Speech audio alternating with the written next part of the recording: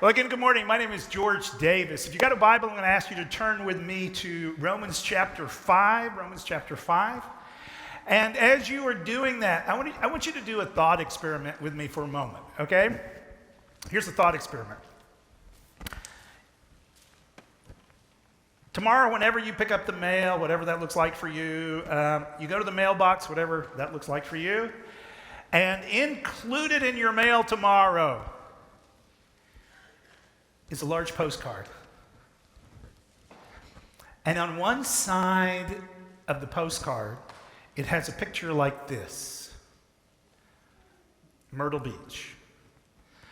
And on the other side of the postcard is the text, which has your name, and it says, "Congratulations, you've qualified for an all-expense-paid weekend to Myrtle Beach." And then there's some smaller print. Now, wouldn't that be great? Wouldn't that be exciting if that actually happened to you tomorrow? But put yourself in this little scenario for a moment. What's the first thought that crosses your mind? Scam. Okay. Some of you have gotten these postcards before. No, I think, isn't the first thing that's going to cross your mind, what's the catch? In my case, if this happened to me tomorrow, I kid you not, my first thought is timeshare presentation. And the reason I say that is I've actually had some friends who kind of went through this recently, and they got the presentation. It wasn't a positive experience. Now, why would we be skeptical? Why would we why would we respond by saying, what's going on here, or what's the catch? Well, I think we would be skeptical for this reason. We know how life works, right? People, companies, they don't just give amazing stuff away for free. That's just not how life works. You've got to work for what you get. You work hard, you develop discipline, you develop skills, you learn to do your job well.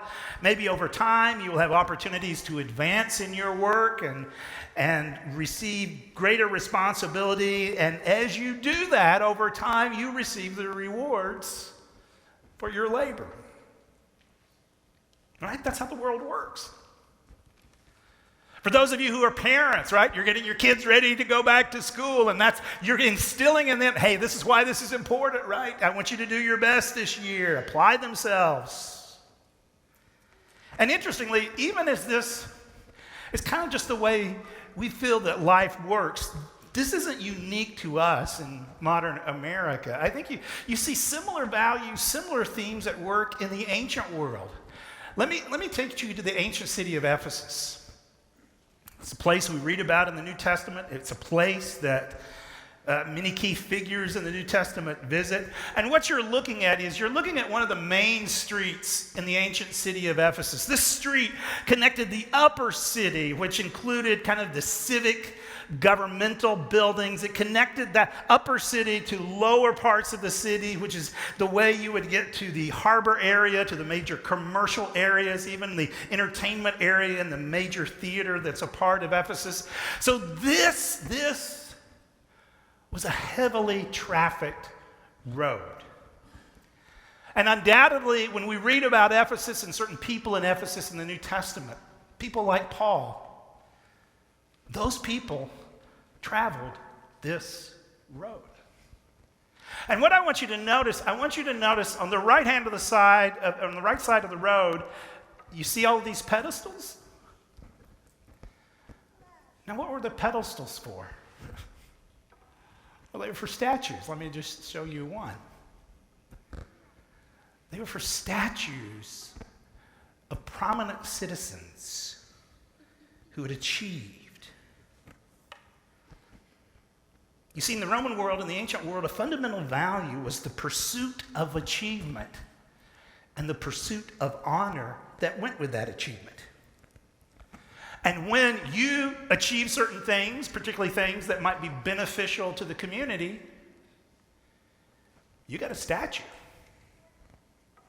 That was true in Ephesus. It was true in other other places as well. So every time you walk down this busy street, every time Paul walked down this busy street, what is being reinforced are these underlying values that were prominent in that culture.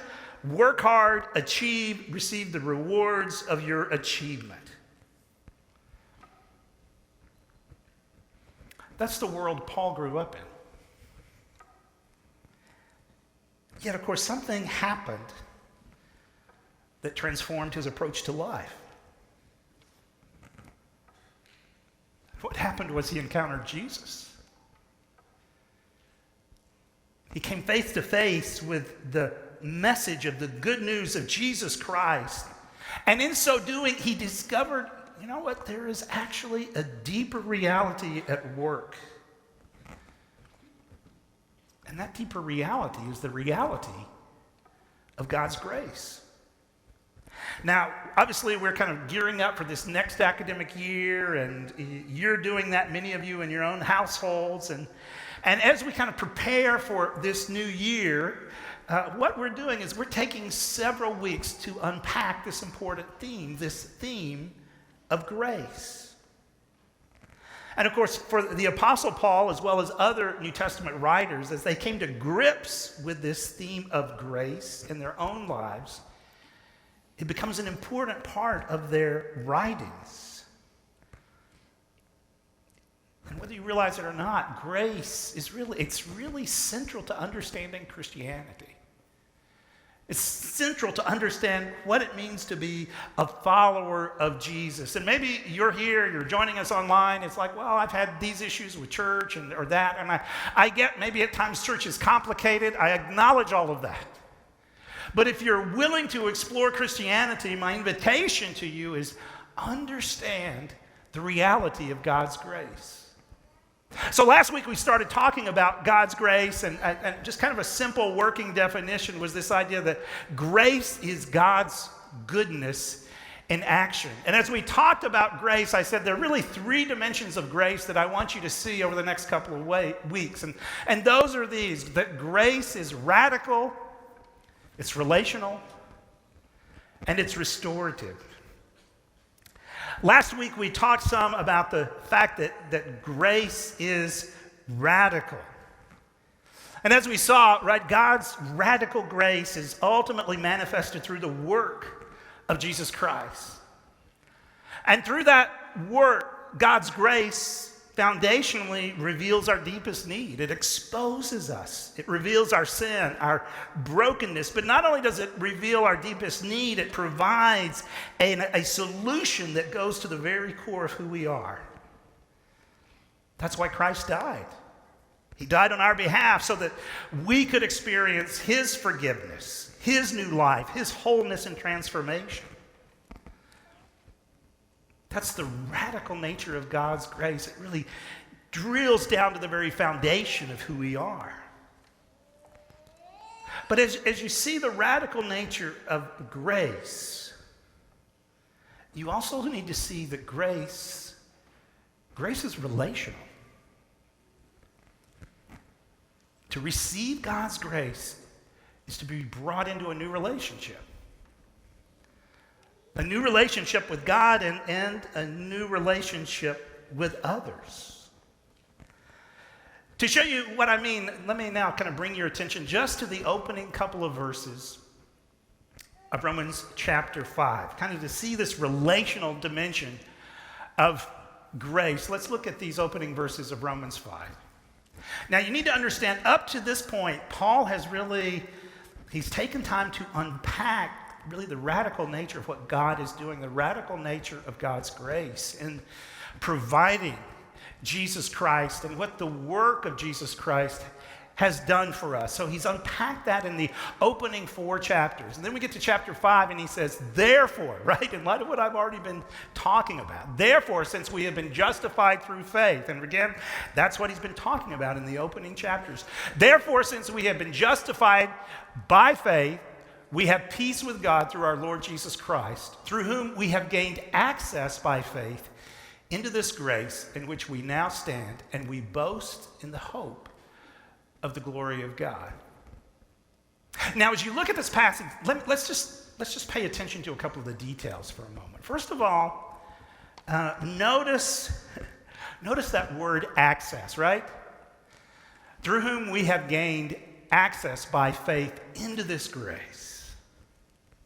I got to tell you, when I read that, my mind actually goes back to a personal experience in my late 20s. I was living in Louisville, Kentucky, and it's the beginning of May. It's time for the Kentucky Derby. And on that Saturday, I actually went to the Kentucky Derby at Churchill Downs with a group of college students, and we were all going together. We were going to sell newspapers to raise money for their campus ministry. Now, because we were technically vendors for the day, we actually got into Churchill Downs early. We got into the facility before they opened the gates. And I don't know, there were maybe 15 of us, 20 of us, and we got into the infield at Churchill Downs, and it was like, wow. You know, there are the spires. Wow, look at this. And I don't know why, but we just kind of started walking around somewhat aimlessly. We were there early, so we had time to kill. So we're just walking around the infield, just kind of, wow, look at this place. There's not a lot of people, you know, the gates haven't opened. It's really quiet. We're just walking and walking. And as it turns out, we didn't know where we were going, but guess what we did? We walked into the winner's circle at Churchill Downs. And then I remember, wow, look where we are. This is the winner's circle. In fact, to this day, you know, sometimes I'm in situations where you get that kind of introductory mixer question where they ask you, tell us something interesting that's happened to you. And one of my go-to answers with that question is always, well, on the day of the Kentucky Derby, I once stood in the winner's circle at Churchill Downs. Of course, that's not the entirety of the story, because the truth is we were in there maybe all of 90 seconds, and a security guard came by and noticed us. He firmly but politely said, you need to get out. You're not supposed to be here. Why not? We didn't have access to the winner's circle. Now, by contrast, some of you are going to go to work tomorrow, and maybe the facility where you work has a level of security that requires you to swipe in. So you've got an ID card, you've got a badge, you pull it out, you swipe it in, and that gives you access. Interestingly, the language Paul uses here, I think, really communicates the idea of having access into a position of privilege. And so what Paul is saying is, look, you have become a follower of Jesus by faith, and now you have access. Now something has changed. And in a real sense, as Paul is talking about what has changed, notice two key terms here. Notice, first of all, he says, right, you have received by faith. What have you received? Peace with God. Now just think about that for a moment. And this, to be honest with you, can be a little unsettling, because what does the term peace with God imply? Well, to be honest with you, what I think he's implying here is he's implying there has been conflict. There has been war. But now there is peace. And the underlying thesis that sits right below the surface of this text is the reality that, in a real sense, before we became followers of Jesus, for those of us who know him, we were at war with God. We may not like to think in those terms or use that language, but our sin has been an act of rebellion. But now through Christ, that relationship has been restored so that we now have peace. So he says, look, you've been justified by faith, and now you have peace with God. And likewise, by faith, you have gained access, entrance into his grace, his ongoing goodness. Now pay attention to the wording here, because this is a place where I think we sometimes kind of mess up in understanding God's grace. And here's what I mean by that. Sometimes, here's the way we think about God's grace. We think about God's grace as grace is what gets us over the line, right? And we always come back to what Paul says in Ephesians, which is absolutely true. We are saved by grace. And sometimes it almost feels like in church circles, the idea is, well, grace is the message that non-Christians need to hear. Right? That's how you become a follower of Jesus. That's when you need to go know grace. Grace is just what gets you over the line. But notice Paul doesn't talk about grace that way here. What does he say? You gained access by faith into what? This grace in which we now stand. Now just let that sink in. To be a follower of Jesus is to stand in God's grace.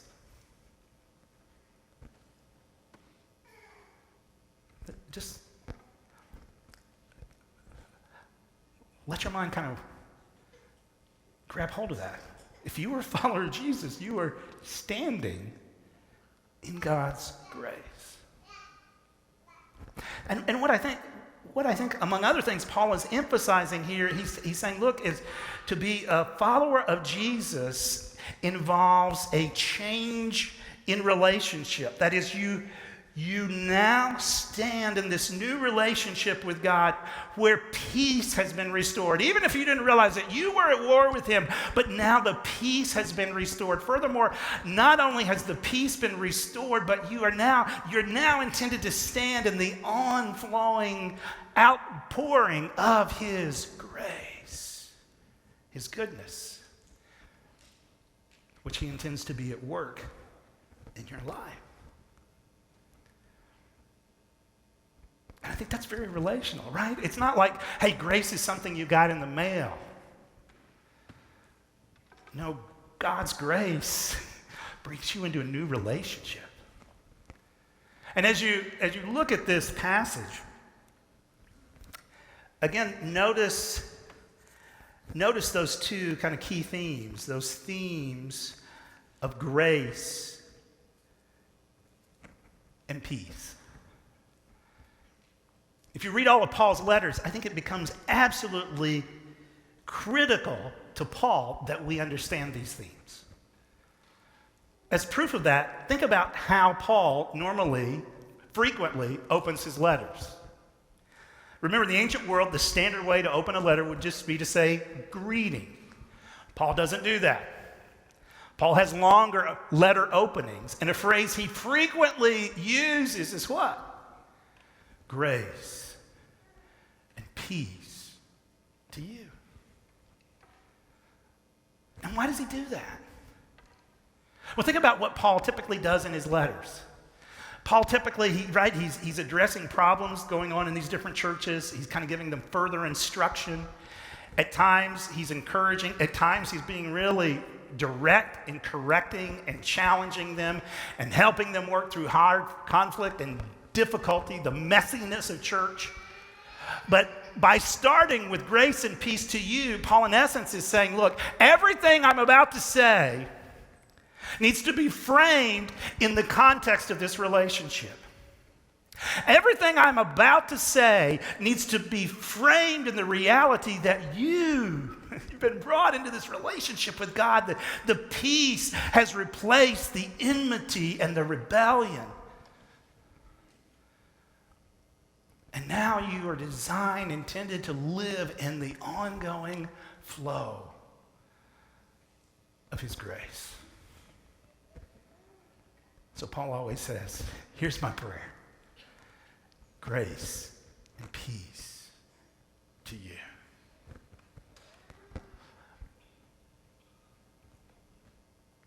That's the relationship you're now in.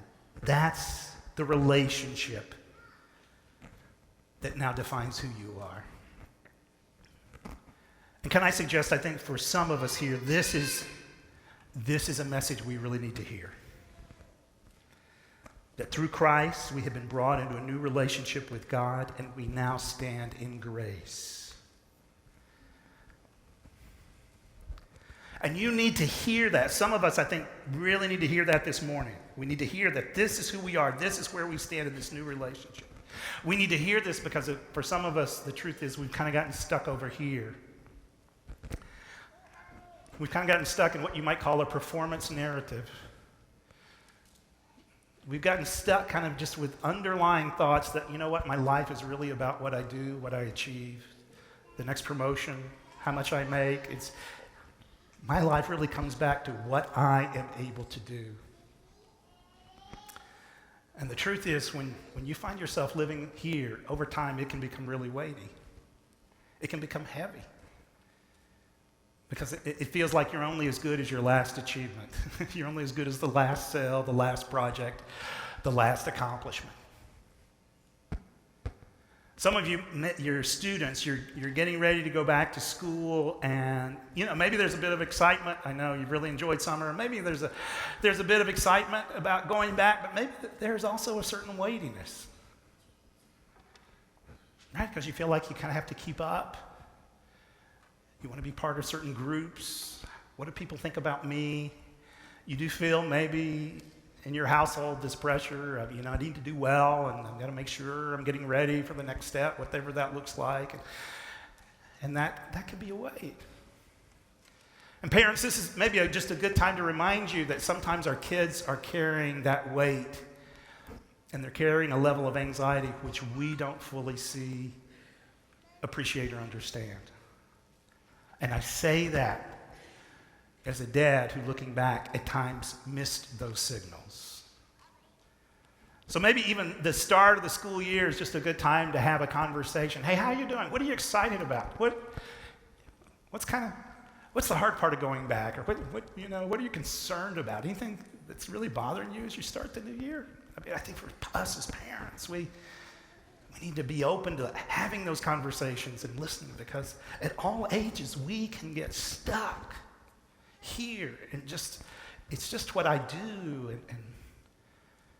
And Paul, in letter after letter, as well as other New Testament writers, wants us to see, no, you've been brought into this new relationship that now defines you. And it is a relationship where God's grace is to be at work. So I think Paul is clear. He wants us to see that God's grace moves us into a new relationship, not based on our performance, our achievement. In fact, let me just go a little farther in Romans 5. He really says this explicitly, right? Very, very rarely will anyone die for a righteous person, though for a good person, someone might possibly dare to die. But God demonstrates his own love for us in this: while we were still sinners, Christ died for us. Do you hear that? Some of you just need to spend some time with this passage, maybe even this week. Just to acknowledge, I have been brought into a relationship by God's grace, into a relationship not based on my achievement. And I receive it as a gift. So Paul is very intentional, I think, in highlighting the fact that we've been brought into relationship by the work of God's grace. As John Barclay, who's done some really important work on grace, has stated, what grace conveys is not a thing, but a person. It establishes a relationship where the gift cannot be separated from the person who gave it. Grace is not an object passed from Christ to believers or a quality infused into them. It is first and foremost a transformative relationship with the giver. That's the work. That's the work of God's grace. So I, as a recipient of God's grace, I'm not only experiencing this radical work that gets to the heart of my need, I'm being brought into a new relationship that now defines who I am. Now, having said that, I realize it's one thing to talk about this abstractly and conceptually. It's another thing to really live it practically. It's another thing to live it out. And so what I want to do, just in a few minutes, I just want to kind of seed your thinking about one important dimension of living this out. Right? It's like, okay, George, I've heard this forever and ever. God's grace, my identity in Christ. I get it, but sometimes that just feels like a thought, and that's it. As you think about what this looks like practically, let me just give you a simple truth to wrestle with. And that is this. To live in this relationship of grace, I have to live it out with others. To live in it, I have to live it out. And you see, as it turns out, when we read the New Testament, we realize, okay, when God moves us into this new relationship with himself by grace, this doesn't simply change my relationship with God. It kind of brings me into relationships with other followers of Jesus. Now, I may ignore that. I may blow it off, but that's God's design. That's God's intent. And it turns out, in living this way, one of the ways God's grace works, right? And living this way, one of the ongoing avenues of God's grace in my life and your life is the lives of other people. To show you what I mean, let me just take you to very quickly to a couple of other passages of Scripture. First of all, let's look at 1 Peter 4:10. Now, some of you may know this. Several different passages in the New Testament talk about what are sometimes referred to as spiritual gifts, right? Ways that God empowers us to serve. And what you may not realize is, as the different New Testament authors talk about kind of gifting and service, it is connected to the idea of God's grace. So here in parentheses, I've added two Greek terms for you, right? So Peter says this: each of you should use whatever gift you have received to serve others as faithful stewards of God's grace in its various forms. So here, quick Greek lesson. So the standard word in Greek for grace is charis. And you can take that word and you can add a suffix right at the end. And when you take charis and add the suffix at the end, what you get is the idea that's often translated gift. And so notice what Peter is in essence saying here. Right? He's saying, look, you need to learn how to kind of build into the lives of one another. You need to learn how to serve one another with the gifts God has given you. And the implication is those gifts are really particular manifestations of God's grace. In a similar way, look at this statement in 1 Corinthians 12.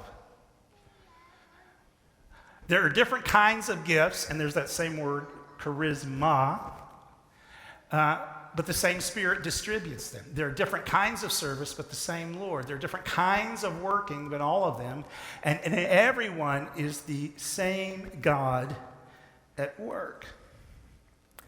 Now, one of the things Paul can use in Corinthians is he uses the image of a body to say, he's like, you know what, a church is to be like a body, different parts making contributions. But in both of these passages, an underlying assumption is this: look, you've been brought into this new relationship with God by God's grace, but that grace that is worked in you is intended to kind of flow through you into the lives of other people.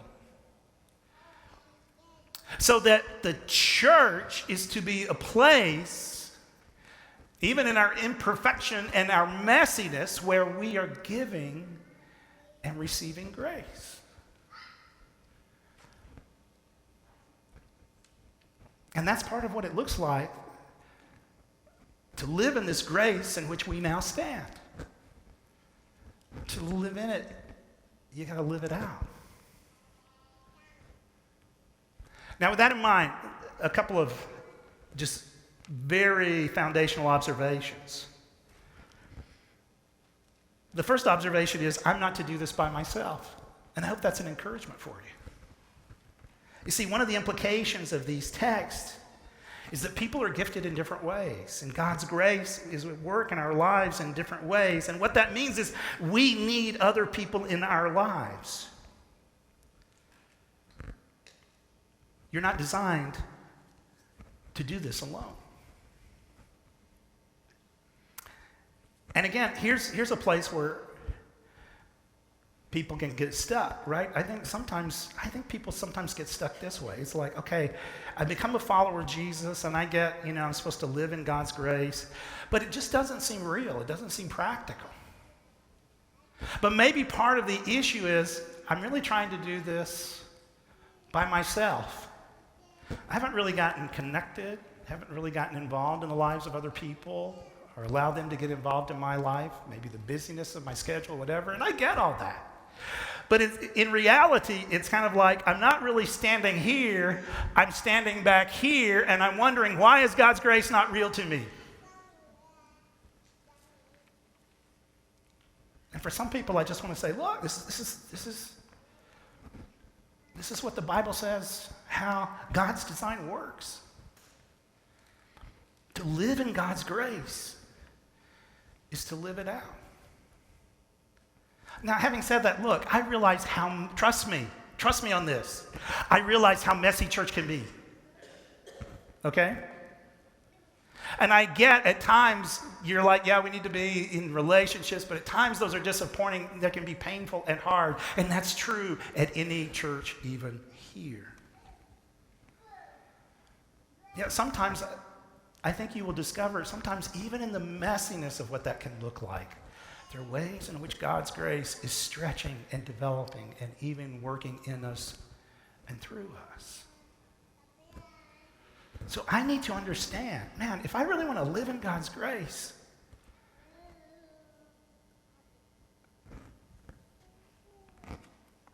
I can't do this by myself. And some of you need to hear that this morning as a real encouragement. Maybe there are different ways in which you feel stuck in your life and you feel like you're trying to figure it out on your own, but maybe it's God's intent that you not do it on your own. So one of the things I need to understand here is I'm not to do this by myself. Furthermore, not only do I need to understand I'm not to do this by myself, I think I also need to understand I've got a contribution to make. I mean, one of the implications of all of this imagery and these different passages is, right, I mean, the New Testament writers envision church, Christian relationships as it's the giving and receiving of grace. And each of us in our own way have ways in which we can do that in the context of relationships. That's the expectation. That this is God's design. I mentioned a moment ago, you read 1 Corinthians, at one point Paul uses the image of the church as a body, right? The church is like a body, different parts. What's fascinating is in the ancient world, he is not unique in using that image.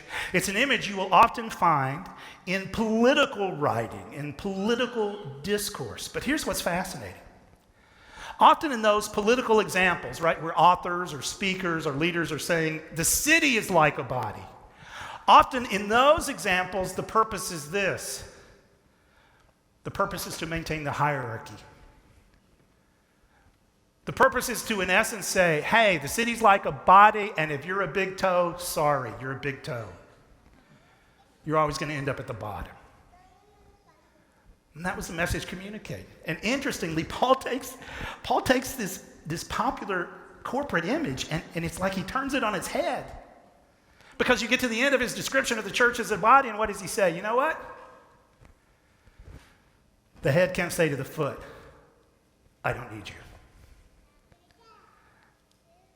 And this had, I think, for some in the Corinthian church, be shocking to hear, because this isn't just the way, you just didn't talk about corporate imagery like this. But Paul is saying, look, each of us Each of us have a contribution to make. So,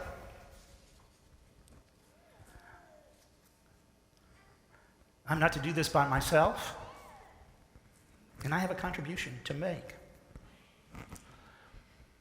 Now, with that in mind, can I just give you a couple of positive next steps? And I think maybe the first one really applies to all of us.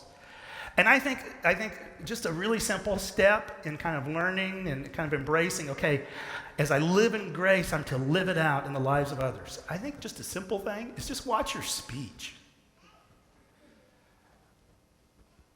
Watch your speech. Watch how you engage people. Watch what you say online. Right? Watch how you respond to certain people. Look at this familiar passage from Ephesians 4, right? Do not let any unwholesome talk come out of your mouths, but only what is helpful for building others up according to their needs, that it may benefit those who listen. Let me give you a more literal translation, because a more literal translation is this, that it may give grace. In other words, part of living this way is just in my speech, seeking to be an agent of grace. And that can be simple things. That can be as simple as, when I'm in a conversation, be fully present. I don't need to look at my phone and talk to you too. It can be things like just really trying to listen. It can be things like, hey, following up with someone. They mentioned this issue, this big thing coming up, positively or negatively. Just, hey, be the person that checks in. Hey, how are you doing? In our group environments, it's just the way we kind of encourage one another and pray for one another. But one of the simplest ways we kind of live out grace is through our speech. Okay, 2 other potential next steps. We've been talking about next steps the last couple of weeks. Let me just kind of build on what Amy and others have been talking about. I think even as you think about just speech, which really applies to all of us, I think for some of us, a next step is just get connected. We've highlighted different ways for you to get connected in the life of our church. And of course, we've got our welcome party coming up next week, and maybe if you'd just like to find out more things in general, you're newer to the church, this is a great place to start. We also have coming up in September our starter night, where you can kind of learn more specifically about our Live, Love, Lead groups, our small groups. And can I just encourage you, it's just so strategic, so important to really be a part of the church, to get connected in some kind of group environment.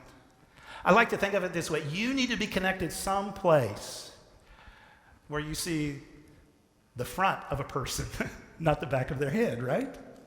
You need to be connected someplace where you're missed if you're not there.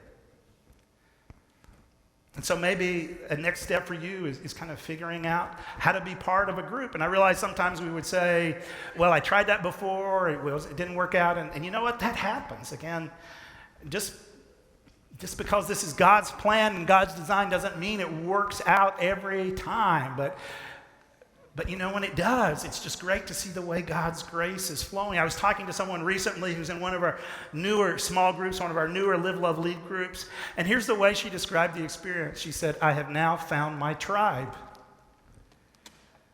I found my people.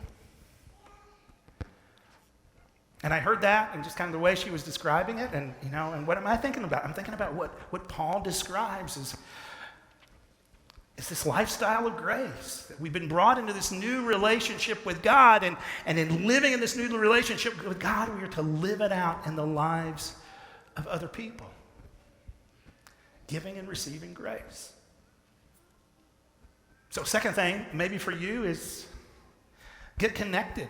And a third thing, and many of you are already doing this, but it's just be open to serve. I realize, again, we're at different stages of life, different responsibilities, so this is going to look differently in each of our lives. But, when you kind of take what the New Testament says seriously, and this idea that grace is really to be at work in me and through me, I think that means we've got to be open to service, and at some point, you've got to just be willing to try it out. And I realize sometimes I have conversations with people about things like spiritual gifts and what does that look like, and, one of kind of my basic suggestions to people is, well, just begin exploring certain things. Because sometimes it's in the process of that exploration that we really kind of understand maybe ways God has wired us to be involved in the lives of other people. So, here's what I want you to see. If you're a follower of Jesus, you've been brought into this new relationship. A relationship that changes everything. But to really live in it, you also need to live it out.